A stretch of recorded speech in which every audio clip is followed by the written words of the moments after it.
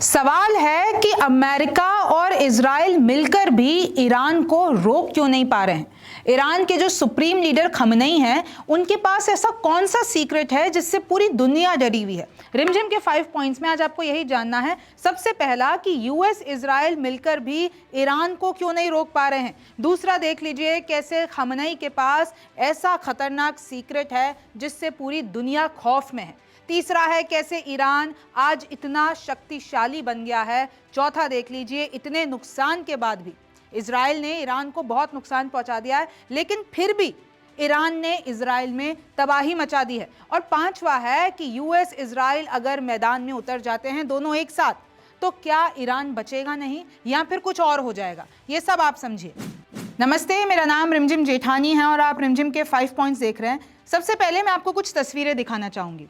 ये तस्वीरें हैं IRNA न्यूज़ एजेंसी से आई हैं, जो कि ईरान की न्यूज़ एजेंसी है। वो दिखा रही है कि देखिए इजराइल की राजधानी तेल अवीव में ईरान ने जो मिसाइल दागी है उससे कितनी तबाही मच गई है। अब एक एक करके कुछ डिस्ट्रक्शन की तस्वीरें दिखाऊंगी। ये तस्वीरें आप देख रहे हैं, ये इजराइल की तस्वीरें हैं। इजराइल में तबाही मच गई है। देखिए ये रेजिडेंशियल इलाकों का हाल है, वहां पे सब कुछ खंडर हो गया है, यानी गाजा जैसा हाल हो गया है। Haifa is burning. भाई जो इतनी इंपॉर्टेंट इजराइल की सिटी है हाइफा, वहां पर हाइफा पोर्ट भी है जहां से पूरी ट्रेडिंग होती है। आप इजराइल की बैकबोन ही मान लीजिए हाइफा को। उस हाइफा सिटी को लिटरली जला दिया है ईरान ने। इधर इमरजेंसी क्रूज हैं जो कि स्ट्रगल कर रहे हैं। मिसाइल स्ट्राइक इतनी खतरनाक हुई है कि भाई वहां से लोगों को निकालने के लिए, और बहुत सी ऐसी चीजें हो गई है। तेल अवीव ले लीजिए, हाइफा ले लीजिए, ये सब इधर इतनी ज्यादा तबाही हो गई है। देखिए ईरान तो इतना ज्यादा आगे निकल गया कि सिर्फ इजराइल पर हमला नहीं किया है, अमेरिका पर भी हमला कर दिया। सोचिए, सुपर पावर अमेरिका पर हमला कर दिया है। यूएस की जो एम्बेसी है तेल अवीव में, वहां पर ईरान ने हमला कर दिया, अपनी बैलिस्टिक मिसाइल चला दी। हालांकि कोई कैजुअलिटी नहीं हुई, लेकिन फिर भी अमेरिका की एम्बेसी पे हमला करके ईरान ये बता रहा है कि ना तो हम अमेरिका से डरते हैं, ना हम इजराइल से डरते हैं। तो आखिरकार ऐसी कौन सी ताकत है ईरान के पास कि वो किसी से नहीं डर रहा है। अमेरिका की इस एम्बेसी को हम बंद कर दिया गया है क्योंकि ईरान ने इस पे हमला कर दिया है। और आपको भी पता है डोनाल्ड ट्रंप बहुत साफ शब्दों में कह चुके हैं, अगर अमेरिका किसी भी तरीके से अटैक फील हुआ, अगर उनके बेसिस पे, उनके लोगों पर जो कि मिडिल ईस्ट में मौजूद हैं, उधर हमला हो गया तो यूएस डायरेक्टली इन्वॉल्व हो जाएगा। उस चेतावनी के बावजूद भी ईरान ने यूएस एम्बेसी पे हमला कर दिया। यानी इससे साफ हो रहा है ईरान को यूएस का यानी अमेरिका का कोई खौफ नहीं है। Footage shows the extent of destruction in Tel Aviv as a result of Iran's missile attack. आप देख रहे हैं धुएं के गुब्बार देख रहे हैं, ये आग लगी हुई है तेल अवीव में। इजराइल की राजधानी है तेल अवीव, यहाँ पर आग लगी हुई है। और ये तस्वीरें गाजा की नहीं है, ये इजराइल की तस्वीरें हैं। लोग कह रहे हैं भाई ईरान ने इजराइल को गाजा बना दिया है, खंडर बना दिया है। Iran revolution guard corps launched a fresh wave of missile and drone strikes against Israel. और लिटरली इनका जो पूरा का पूरा ये इलाका देख रहे हैं आप, ये खंडर बन चुका है। अब जैसे गाजा में खंडर, ये देखिए और तस्वीरें देखिए कैसे सब कुछ तहस नहस हो गया है। पूरी चाहे इमारतें हो चाहे बिल्डिंग हो, सब ध्वस्त हो गई है। देखिए ये बहुमंजिला इमारत है, यहाँ पर ईरान ने इजराइल की जो इमारत है उधर हमला कर दिया। इधर न जाने कितने लोग थे, रेजिडेंशियल इलाका। ये देखिए आप तस्वीरें देख रहे हैं, आप डिस्ट्रक्शन देखिए। आप देखिए ईरान ने इतना नुकसान होने के बावजूद भी कैसे इजराइल में डिस्ट्रक्शन कर दिया। देखिए आप ज़रा आप तस्वीर देखिए, यहाँ पर हमला, यहाँ पर हमला, ये नीचे आपको लोग दिख रहे होंगे। और ये डिस्ट्रक्शन छोटा नहीं है इजराइल के लिए। Al Jazeera says the released footage captures the moment an Iranian missile hit Haifa. आपको ये दिख रहा होगा कि कैसे भाई आसमान से लिटरली जब ईरान की मिसाइलें आ रही हैं तो इजराइल में वो भेद कर जा रही है। इजराइल का जो डिफेंस सिस्टम है उसको रोक नहीं पा रहा है। इनफैक्ट जो हाइफा रिफाइनरी है उधर भी सक्सेसफुल टारगेट। अगर इजराइल ने ईरान के ऑयल डिपो पे हमला किया, गैस फील्ड पे हमला किया, तो ईरान भी चुप नहीं बैठा। ईरान ने इजराइल के हाइफा रिफाइनरी पे हमला कर दिया, मतलब तेल से बदला तेल का। और वहाँ की तस्वीरें आ रही हैं, ये ईरान टुडे, अल जजीरा, जितने भी वहाँ के जो ऑफिशियल वेबसाइट्स हैं, जो ऑफिशियल हैंडल्स हैं, वो बता रहे हैं। और फिर सवाल तो यही आता है ना, भाई इजराइल के पास तो थाड एंटी बैलिस्टिक मिसाइल सिस्टम है। मैं आपको बहुत बार बता चुकी हूँ कि यूएस और इजराइल एक ही टीम है। यूएस का ये जो terminal high altitude area defence है यानी कि थाड, वो भी इजराइल में मौजूद है। और थाड के साथ साथ इजराइल का खुद का इतना स्ट्रॉन्ग एयर डिफेंस सिस्टम है, चाहे आप वो आयरन डोम ले लीजिए, चाहे आप डेविड स्लिंग ले लीजिए, चाहे आप एरो सिस्टम, तीन डिफेंस सिस्टम, उसके बाद यूएस का डिफेंस सिस्टम। इतने ताकतवर डिफेंस सिस्टम होने के बावजूद भी ईरान इतनी तबाही मचा दे रहा है इजराइल में। बड़ा सवाल है कि कैसे हो पा रहा है, क्यों ईरान किसी से भी नहीं डर रहा है। ये और तस्वीरें देख ली, सारी इजराइल की तस्वीर है। मैं सिर्फ ये क्लियर कर देना चाहती हूं आपको कि ईरान का डेफिनेटली ज़्यादा नुकसान हुआ है। उनके कमांडर्स मारे गए हैं, न्यूक्लियर साइंटिस्ट मारे गए हैं, उनके लोग ज़्यादा मारे गए हैं, लेकिन इजराइल की तबाही की तस्वीरें भी देखिए। क्योंकि और आप ईरान का कॉन्फिडेंस देखिए, जब सीज फायर की बात होती है तो ईरान ने रिजेक्ट कर दिया। ईरान ने कहा हम कोई सीज फायर नहीं करेंगे, हम ये युद्ध विराम रोकना ही नहीं चाहते हैं। जब तक इजराइल ऐसे ही हमले करता रहेगा हम भी हमले करते रहेंगे, हम इजराइल को बताएंगे कि हम क्या कर सकते हैं। उधर के जितने भी लीडर्स हैं ये कह रहे हैं कि अग्रेशन तब तक चलेगा जब तक या तो इजराइल खुद ना रुक जाए या फिर हम इजराइल को बर्बाद ना कर दें या ख़त्म ना कर दें। फिर वो कह रहे हैं कि इजराइल तो छोड़िए, हम यूएस को भी बर्बाद कर देंगे। सोचिए, ईरान डायरेक्ट कह रहा है कि वो जो सुपर पावर यूएस अमेरिका है जो इजराइल का साथ देता है हम उसको भी बर्बाद कर देंगे, उसके बेसिस को भी नहीं छोड़ेंगे क्योंकि यूएस ने हमला करवाया हम पे। तो ये तो इतना कॉन्फिडेंस कहाँ से आ रहा है। इनफैक्ट एक और दावा किया गया है कि भाई नेतन्याहू ने कहा कि हमें जो सुप्रीम लीडर खामनेई है उनका असैसिनेशन करना है। नेतन्याहू और ट्रंप के बीच में बात हो रही थी तो नेतन्याहू ने कहा कि हमें तो खामनेई को असैसिनेट कर देना है, लेकिन ट्रंप ने अपना वीटो पावर इस्तेमाल किया और बोला कि नहीं तुम ऐसा कुछ भी नहीं करोगे। तो इसके पीछे का कारण क्या है? हालांकि इजराइल की तरफ से बोला गया है कि ये इस बात में कोई दम नहीं है, लेकिन फिर भी जब नेतन्याहू से इंटरव्यू में ये पूछा गया तो उन्होंने कोई जवाब नहीं दिया। भाई मना कर सकते थे ना, ऐसी कोई बात नहीं हुई थी। तो ये कौन सा खौफ है? ये जर्मनी, फ्रांस, यूके रेडी हैं ईरान से बात करने के लिए कि इनका जो भी न्यूक्लियर मसला चल रहा है, जो ये न्यूक्लियर यूरेनियम एनरिचमेंट करना चाहता है, अमेरिका करने नहीं देना चाहता है। सोचिए 6 टॉक्स हो जाती है अमेरिका और ईरान के बीच में, लेकिन उन 6 में नतीजा यही निकलता है, ट्रंप कहते हैं कि तुम यूरेनियम नहीं बढ़ाए हुए, ईरान कहता है कि हम न्यूक्लियर बम नहीं बनाएंगे लेकिन यूरेनियम एनरिचमेंट तो करके रहेंगे, तुम्हें जो उखाड़ना है उखाड़ लो। तो देखिए फिर उसके बाद इजराइल हमला कर देता है।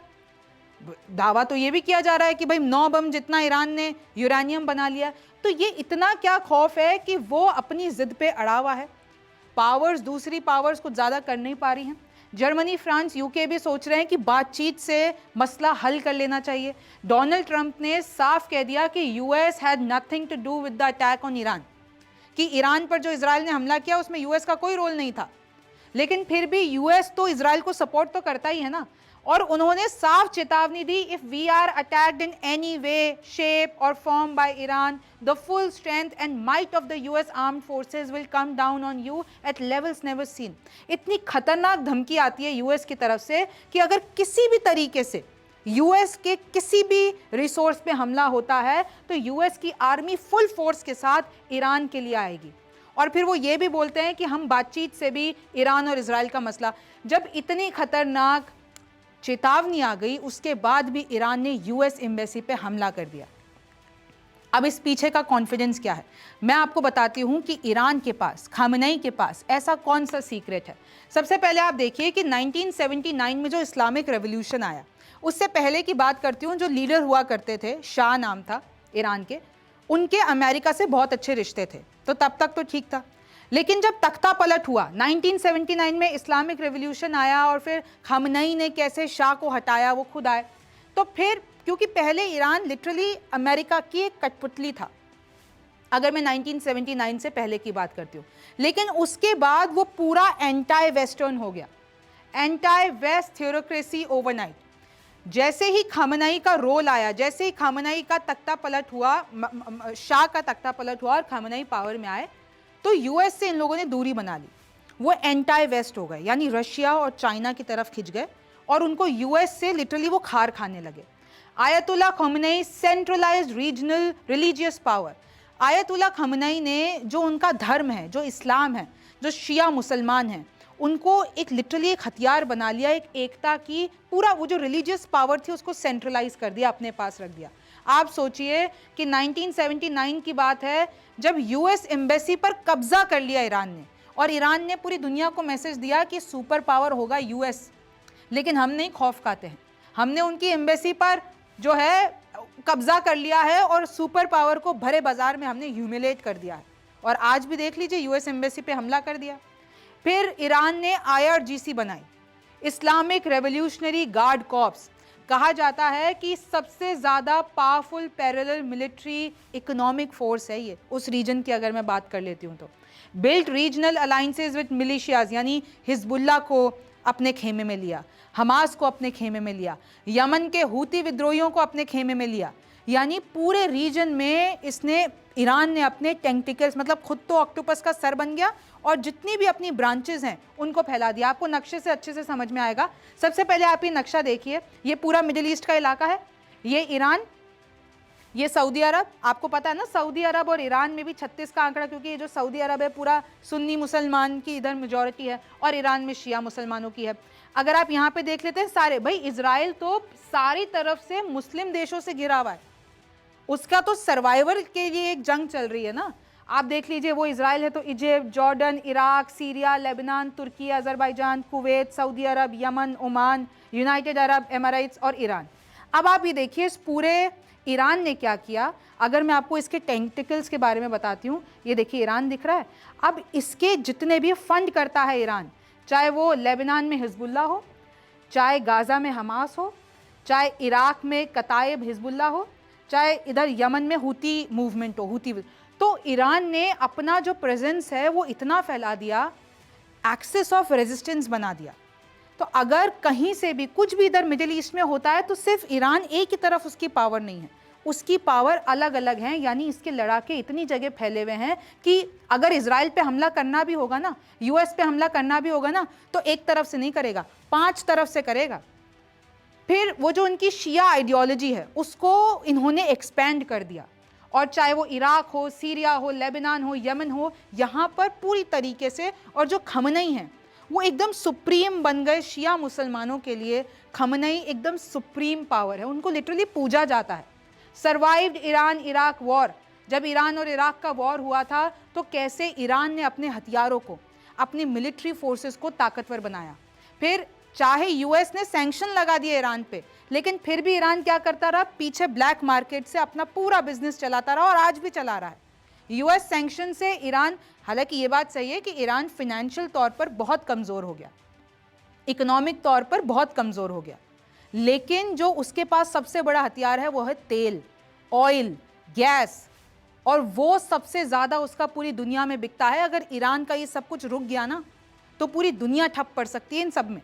Nuclear program began secretly in 1980s, यानी अब इसके रिश्ते तो अच्छे ही हैं, रशिया से अच्छे रिश्ते हैं, चाइना से अच्छे रिश्ते हैं, पाकिस्तान से अच्छे रिश्ते हैं, और ये तीनों कंट्रीज न्यूक्लियर पावर में एकदम टॉप पे हैं।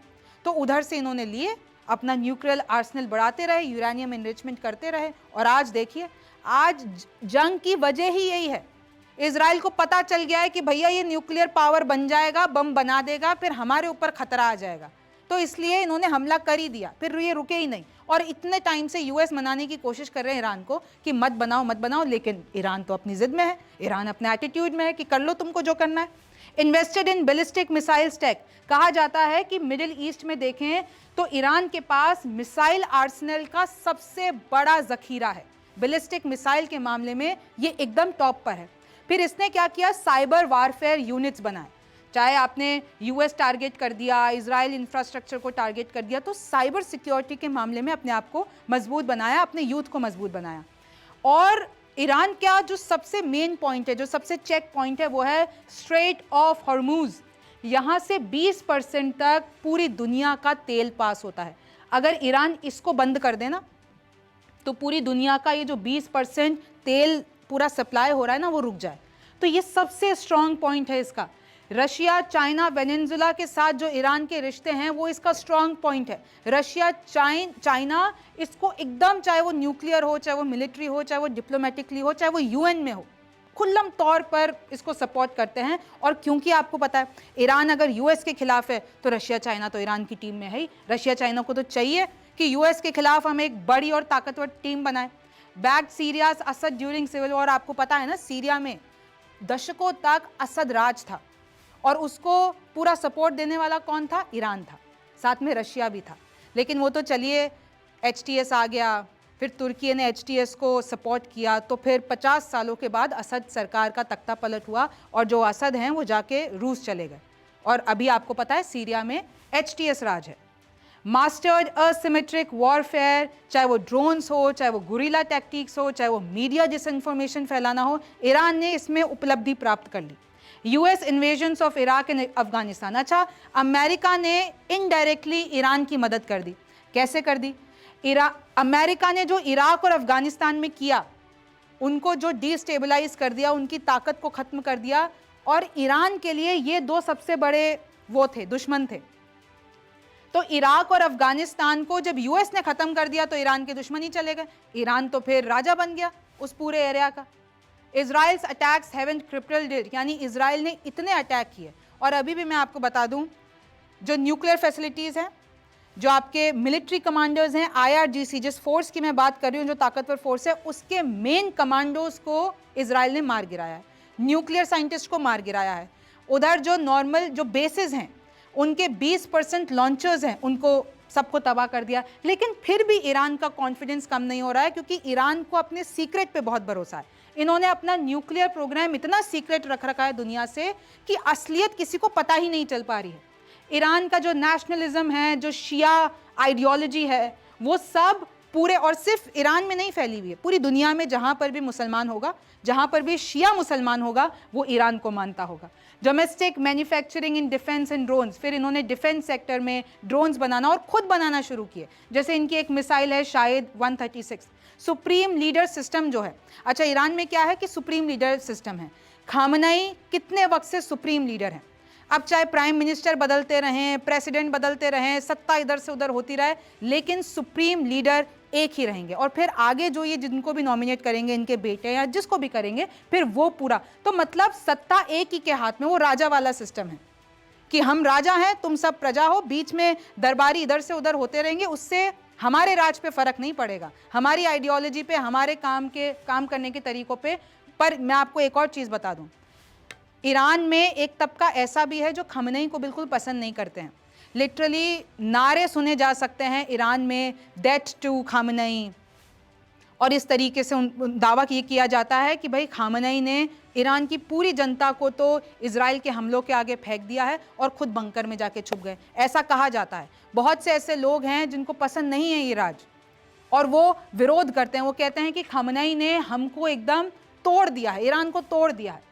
अब सवाल तो ये आता है कि US और इजराइल क्यों ईरान को नहीं कंट्रोल कर पा रहे हैं। इसका भी रीजन देख लीजिए कि जो ये डिसेंट्रलाइज प्रॉक्सीज हैं अक्रॉस द रीजन। अब आप सोचिए कि भाई US के भी बहुत सारे मिडिल ईस्ट में बेसिस हैं। उसने अपने 40,000 से 50,000 कमांडोज को पूरे मिडिल ईस्ट में फैला रखा है, चाहे वो समुद्र बेसिस हों, चाहे वो आपके लैंड बेसिस हों, चाहे आपके, तो US का इतना है। कल को ईरान ने अपने प्रॉक्सीज को कहकर हमास, हिजबुल्ला, यमन के हूती विद्रोही, और यमन के हूती विद्रोही तो भाई लाल सागर पे तो हमला कितनी बार किया है, US के कितने शिप्स जो लाल सागर से रेड सी से गुजरते हैं उन पे हमला कर दिया था। तो अमेरिका में ट्रंप ने खुद ने कहा जाके कि भैया धन्य है ये जो हूती विद्रोही हैं, बहुत ही बहादुर हैं, चलो हम तो सीज फायर का नाता कर लेते हैं, ना तुम हम पे हमला करो ना हम तुम पे हमला करेंगे। तो सोचिए कि हूती विद्रोही कितना उनको फंड मिल रहा है, कितने हथियार मिल रहे हैं कि वो हमले, मतलब वो US से डायरेक्ट लड़ रहे हैं, सुपर पावर से। यमन कितना छोटा सा देश है और वहाँ पे हूती विद्रोही भी मुट्ठी भर होंगे और वो अमेरिका से लड़ रहे हैं। Too costly to invade. अगर आपने ईरान को लिटरली इन्वेड कर दिया तो भाई मिडिल ईस्ट में एकदम सेंटर में है वो, तो आप सोचिए मिडिल ईस्ट पूरी तरीके से डिस्टेबलाइज हो जाएगा। आपका पूरा जो ट्रेड साइकिल है, आपका मार्केट साइकिल है, ग्लोबल साइकिल है, तेल गैस सब तो वहीं से आ रहा है, रिसोर्सेज वहाँ से आ रहे हैं, तो आप कैसे चलाओगे उसको। Nuclear ambiguity gives Iran deterrence, यानी अब जो उसने यूरेनियम इनरिचमेंट कर लिया है तो एक अपर हैंड तो ईरान को मिल गया है। जब एटॉमिक एनर्जी चीफ कह रहे हैं कि भाई ईरान ने अपना जो न्यूक्लियर प्रोग्राम है वो बॉम्ब ग्रेड लेवल तक बढ़ा लिया है, तो दिक्कत तो होगी ना, गलत हाथों में चला जाए तो वो, और वो उसको गलत तरीके से इस्तेमाल कर दें तो मिडिल ईस्ट में क्या होगा। आप सोचिए उनके पास है तो सही ना, यूरेनियम तो है ना, रिसोर्सेज तो है, चाहे तो कर सकते हैं ना, चाहे उन्होंने बम नहीं बनाया और क्या पता बना भी लिया हो भाई, इतना सीक्रेट है। Massive public resistance to regime change, यानी इतने फॉलोअर्स हैं खामनेई के इतने फॉलोअर्स हैं, उनकी जितनी भी उन्होंने फोर्स बना रखी है कि आप उधर रिजीम चेंज कर ही नहीं सकते। जनता सड़कों पे निकल जाएगी और वो भी गुस्से में। आज ईरान के साथ कुछ होता है, अगर किसी दूसरे पार्ट में, किसी दुनिया के दूसरे पार्ट में कोई शिया मुसलमान बैठा होगा ना, तो आज वो ईरान की बात करेगा, आज वो खमेनी के पक्ष में बात करेगा। और रिसोर्सेज ईरान के पास ऐसा है क्या, उनकी लिटरली जो धरती है ना वो खजाने से भरी हुई है। मैं आपको बता देती हूँ कैसे। दुनिया का second largest natural gas reserve है, यानी अगर पूरी दुनिया का 17% नेचुरल गैस यहाँ से आ रही है। आपकी रसोई में जो एलपीजी है वो सब यहाँ से आ रहा है। ईरान एक एनर्जी सुपर पावर है, यूएस मिलिट्री डिप्लोमेसी पूरी दुनिया का सुपर पावर है, लेकिन ईरान एनर्जी सुपर पावर है। यहाँ पर जो क्रूड ऑयल के रिजर्व्स हैं, यानी तेल के कुएं हैं, चौथे सबसे बड़ा क्रूड ऑयल रिजर्व है ईरान के पास, यानी 150 बिलियन बैरल्स। फिर आप देख लीजिए जो स्ट्रेट ऑफ हॉर्मुज़ में आपको बता रही थी, ईरान लिटरली उसको कंट्रोल करता है। वहाँ से दुनिया का 20% ऑयल फ्लो, ऑयल पास, ऑयल ट्रेड वहाँ से हो रहा है। Huge untapped offshore gas field, यानी कुछ तो ऐसे फील्ड्स हैं जो अभी तक अंडर डेवलप्ड हैं, उनको अगर एक्सप्लोर करने निकलेंगे, उधर इन्वेस्टमेंट करेंगे, तो वहाँ से न जाने एनर्जी के आपके पास कितने रिसोर्सेज निकल आएंगे। उसमें से एक का नाम ले लेती हूँ, साउथ पार्स। और ये वही साउथ पार्स है जिस पर हमला कर दिया इजराइल ने, लेकिन ईरान ने दावा किया कि हमको ज़्यादा नुकसान हुआ नहीं है। यहाँ पर रिच इन रेयर मिनरल्स जो कि इस वक्त ट्रंप अभी पाकिस्तान से डील कर रहे हैं, चाइना से डील कर रहे हैं, यूक्रेन से डील कर रहे हैं। किस चीज़ की डील कर रहे हैं? रेयर मिनरल्स की। क्योंकि ये रेयर मिनरल्स भाई यूएस के पास तो है नहीं, लेकिन पाकिस्तान के पास बहुत हैं, बालूचिस्तान में, आपके यूक्रेन के पास हैं, आपके चाइना के पास हैं। तो ये सब जो रेयर मिनरल्स की डील है, इसमें क्या क्या आता है? कॉपर, जिंक, लीड, और ये बैटरीज बनाते हैं, ईवीज बनाते हैं, हथियारों में काम आता है। जो मॉडर्न टेक्नोलॉजी अभी जितनी भी है उसमें क्या इस्तेमाल होता है? Rare minerals. और ये पूरी दुनिया को इस वक्त सबसे ज़्यादा ज़रूरत है, और यही ईरान के पास है। ईरान ट्रेड करता है rare minerals. Iran's uranium mines fuel both its nuclear program and its diplomatic. मतलब अब जो यूरेनियम माइंस ईरान ने बना ली है, तो अब उसको देखिए कहीं ना कहीं डिप्लोमेटिक अपर हैंड तो दे दिया गया है। मतलब अगर आप सोचिए कि मुस्लिम मुल्क इतने ईरान के पक्ष में बोल रहे हैं, चाहे वो सऊदी अरब हो, एक टाइम पे दुश्मन, वो भी ईरान के पक्ष में बोल रहा है। तुर्की ले लीजिए, Egypt, Oman, UAE, Bahrain, Qatar, ये सब ईरान के पक्ष में बोल रहे हैं। ये सब कह रहे हैं भाई इजराइल ने गलत किया, इजराइल को न्यूक्लियर फैसिलिटीज़ पे ऐसे हमला नहीं करना चाहिए था। यानी मुस्लिम मुल्क और ओआईसी 57 मुस्लिम देशों का पूरा संगठन, वो सब ईरान के पक्ष में बोल रहे हैं। तो ईरान का कॉन्फिडेंस होगा कि नहीं होगा, आप मुझे बताइए। Petrochemical exports are booming, deals with Russia and China for oil gas. Russia China सबसे ज़्यादा इससे डील कर रहा है ईरान से, बैकबोन बन चुका है ये ट्रेड। और रशिया चाइना कितनी बड़ी सुपर पावर्स है ये आप भी जानते हैं, मुझे आपको बताने की ज़रूरत नहीं है। मैसिव नेचुरल गैस पाइपलाइंस, यानी ईरान पाकिस्तान की जो पाइपलाइन है ना, ये सबसे बड़ी गैस पाइपलाइन है। सैंक्शंस के बावजूद ईरान ने अपना पूरा ग्रे मार्केट बना रखा है। चाहे वो सीरिया ले लीजिए, वेनेजुएला ले लीजिए, नॉर्थ कोरिया, इसका बिजनेस चल रहा है। इसका हथियार का बिजनेस, इनका जो एक तरीके से जो एक इम्पैक्ट कह सकते हैं, डोमिनेंस चल रहा है, वो अपनी पूरी मार्केट में चल रहा है। यूएस से इनको कोई फर्क नहीं पड़ रहा है। चीप फॉसिल फ्यूल प्रोडक्शन इनका, क्योंकि ये पूरा सेक्टर इनका चीप है और ये करते हैं, तो इन्होंने ट्रेड के मामले में अपने आप को पावर बना लिया है। अब आखिर ये है कि खामनेई के पास ऐसा कौन सा सीक्रेट है? खामनेई है कौन? तो जो खामनेई है, सुप्रीम लीडर आयतुल्लाह खामनेई, जो कि ईरान के सुप्रीम लीडर हैं, वो हाईएस्ट रिलीजियस और पॉलिटिकल अथॉरिटी हैं ईरान में। चाहे आप मस्जिद ले लीजिए, चाहे आप कोई भी, मतलब ईरान के वो राजा हैं, और जितने भी शिया मुसलमान हैं सब उनको राजा मानते हैं। उनको मार्जा कहा जाता है, यानी सोर्स ऑफ इम्यूलेशन। उनको एक तरीके से मतलब पूजा जाता है। जैसे कि मैं आपको शुरुआत में बता रही थी, एक्सिस ऑफ रेजिस्टेंस जो बन गया है वो खामनेई ने ही बिल्ड किया है, वो उसको लीड करते हैं। फिर आप देख लीजिए इन्फ्लुएंसेस फ्राइडे को आते हैं, प्रेयर करते हैं, और कुरान से वो जितना भी मतलब पूरा रिलीजियस ले लीजिए। फिर वो धमकियां भी देते हैं भाई यूएस को आके फ्राइडे प्रेयर्स में, कि अब हर एक इजराइल का आदमी, हर एक यूएस का आदमी जो उन्होंने ईरान के साथ किया है वो भुगतेगा। और ये सारी चीज़ें जितने भी मुसलमान हैं वो बहुत इबादत के साथ इन चीज़ों को मानते हैं। Iran will retaliate immediately with missile attacks on US. अब आप सोचिए कि यूएस, क्योंकि यूएस एम्बेसी पे हमला हो गया, अब यूएस और इजराइल दोनों मिलकर, लिटरली आप सोचिए कि ईरान पर हमला कर दिया दोनों ने मिलकर, अब क्या होगा? एक तरफ से तो यही आता है क्योंकि यूएस सुपर पावर है, इजराइल टेक्नोलॉजी, दोनों मिलकर अगर हमला करते हैं तो ईरान खत्म हो जाएगा। लेकिन ऐसा नहीं है। मैं आपको बताती हूँ क्यों। कि अगर सपोज हमला हो गया तो ईरान भी तो रिटेलिएट करेगा। अब जो यूएस बेसिस हैं इराक में, सीरिया में, बहरीन में और वो जितनी भी मिडिल ईस्ट में है, तो वहाँ पर ईरान हमले कर देगा। उसकी तो प्रॉक्सीज हैं भाई, हिजबुल्ला को कहेगा, हूती विद्रोहियों को कहेगा, हमास को कहेगा हमले करो। हिजबुल्ला, हूती भी मल्टीपल फ्रंट्स पे हमला करना शुरू कर देंगे। ऑयल प्राइजेस बढ़ जाएंगे। पूरे दुनिया को जो बड़ा झटका लगेगा वो तेल का ही लगेगा। $200 पर बैरल हो सकता है। उसने अगर स्ट्रेट ऑफ हॉर्मुज रोक दिया तो जो दूसरी जगह से तेल आता है वो भी नहीं जा पाएगा। और ऑब्वियसली रशिया के पास भी तेल है, पर इतनी ज़्यादा डिपेंडेंसी नहीं हो सकती ना। रशिया के पास अलग सैंक्शन है, रशिया अलग यूक्रेन से लड़ा हुआ है, तो बहुत दिक्कतें आ जाएंगी। और जब तेल की प्राइसेस बढ़ती है तो आपको पता है क्या होता है, महंगाई बढ़ती है। आपके चाहे ट्रांसपोर्टेशन, आपकी रसोई, हर चीज़ में महंगाई बढ़ती है। मैसिव रीजनल वॉर में इग्नाइट पुलिंग इन सीरिया।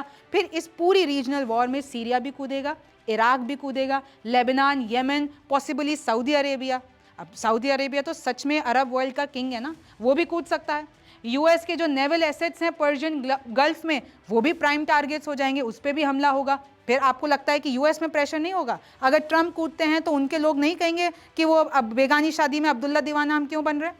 अगर वहाँ की जंग है तो हम अपने रिसोर्सेज, हम अपने जवान क्यों उधर भेजें? क्यों ट्रंप को ऐसा? और अभी भी ट्रंप के खिलाफ आपको पता है रैली निकल रही है। वो सब कह रहे हैं कि drop Israel, drop this friendship with Israel. ये यूएस में कहा जा रहा है ट्रंप गलत कर रहे हैं। ट्रंप जब आए थे तो कह रहे थे मैं तो पीस ला दूंगा, ये तो जंग ला रहे हैं। इजराइल में face unprecedented rocket barrages from Gaza, Lebanon and even Syria. यानी इजराइल पे फिर हर जगह बम की बरसात होगी और ऑब्वियसली इजराइल भी रिटेलिएट करेगा। साइबर अटैक्स बढ़ जाएंगे। ईरान की न्यूक्लियर फैसिलिटीज़ में न जाने ऐसा कौन सा, अब सोचिए अगर वहाँ पर बॉम्बिंग हो जाती है, वहाँ पर यूरेनियम है, बहुत ज़्यादा ताकतवर केमिकल है, और आपको भी पता है कि न्यूक्लियर बम कितना ताकतवर होता है। अगर वो हो जाता है तो फिर तो लिटरली आप वर्ल्ड वॉर 3, न्यूक्लियर वॉर, इन सब से फिर आप पीछे नहीं हट सकते हैं। चाइना रशिया में कंडेम इनडायरेक्टली, चाइना रशिया भी कूद जाएंगे। Global markets would crash temporary. यानी जब तक ये सब कुछ चल रहा है आपका ग्लोबल मार्केट, और मंदी भी आ सकती है भाई, ऐसा कोई भी चीज़ होगी तो मंदी की आशंका भी हो सकती है। मुस्लिम पब्लिक ओपिनियन में एक्सप्लोड, जितने भी मुस्लिम्स हैं उनका आपको जो पूरा आक्रोश है वो आएगा। फिर देखिए, चाहे इजराइल ने की न्यूक्लियर साइट्स हों उधर हमला कर दिया है, चाहे एयर डिफेंस सिस्टम हो, IRGC बेसेस हों, चाहे मिनिस्ट्री, डिफेंस मिनिस्ट्री हो, इजराइल ने ईरान को इतना नुकसान पहुंचा दिया है। फ्राइडे से संघर्ष शुरू हुआ, फ्राइडे, सैटरडे, संडे, मंडे, आज मंडे है, 4 दिनों से चल रहा है, और लिटरली ईरान का बहुत नुकसान हो गया है। ईरान के टॉप नॉच लीडर्स मारे जा चुके हैं, न्यूक्लियर साइंटिस्ट मारे जा चुके हैं, इन लोगों के बेसिस ख़त्म हो गए हैं, इन लोगों के जो सिविलियंस हैं वो भी मारे जा रहे हैं, मिनिस्ट्री ऑफ डिफेंस पे हमला हो गया है। इजराइल ने नुकसान तो किया है, लेकिन वही सवाल था, इतना नुकसान झेलने के बाद भी ईरान ना रुक रहा है और ना ही वो सीज फायर के लिए जो भी रिक्वेस्ट डाली जा रही है उसको एक्सेप्ट कर रहा है। देखिए, इस सब पे मार्केट का क्या असर पड़ेगा? अगर ऑयल एक्सपोर्ट हॉल्ट हो जाते हैं तो आपको पता है ट्रेड, पूरा आपका जो सेक्टर है, आपका जो पूरी साइकिल है वो रुक जाएगी। सैंक्शन भी इंटेंसिफाई हो सकती है, करेंसी कोलैप्स हो सकता है। फॉरेन इन्वेस्टर्स जैसे चाइना और इंडिया है वो ईरान से अपना हाथ, ऐसा नहीं है कि ईरान को नुकसान नहीं होगा, इतना भी कोई ताकतवर नहीं है कि अगर एक सुपर पावर यूएस और इजराइल मिलकर हमला करते हैं, नुकसान बहुत होगा, लेकिन सिर्फ ईरान का नहीं होगा, ईरान के साथ साथ पूरी दुनिया का नुकसान होगा। ईरान में 89 मिलियन लोग हैं, इसमें से आपको पता है ज़्यादातर शिया इस्लाम को मानने वाले हैं, 90 to 95%, और बहुत तरीके के, बहुत कैटेगरी, चाहे आप कुर्ड्स ले लीजिए, लुर्स ले लीजिए, बालोच ले लीजिए, अरब ले लीजिए। तो अगर ये किसी भी वे में इंटेंसिफाई करता है, 100 बात की एक बात है कि पूरी दुनिया इसके जद में आएगी। ऐसा नहीं है कि सिर्फ ईरान ही टूटेगा या वही बर्बाद होगा, इसके साथ पूरी दुनिया बर्बाद। आप पे, हम पे, चाहे हम भारत में बैठे हैं, हम पे भी असर पड़ेगा। तो इसलिए ही जो ज़्यादातर देश है वो यही कह रहे हैं, डी एस्केलेट करो, डील करो, सीज फायर करो, बातचीत करो, जैसे अभी रशिया प्रयास कर रहा है, रशिया मीडिएटर बनने की कोशिश कर रहा है। लेकिन अब वो कितना हो पाएगा, कितना नहीं हो पाएगा, क्योंकि अभी की जो स्थिति है, दोनों आधी रात को बम फोड़ना शुरू करते हैं, वो उधर से मिसाइलें फेंकता है, वो इधर से मिसाइल फेंकते हैं, इंटरसेप्ट करते हैं, लोग मर रहे हैं, मासूमों की जान जा रही है, बहुत कुछ आपको पता है कि एक्शन अभी भी रुका नहीं है। अभी कब तक जाएगा ये तो वक्त बताएगा। आप न्यूज़ 24 देखते रहिए। मेरा नाम रिमझिम जेठानी है, आपसे फिर मुलाकात होगी।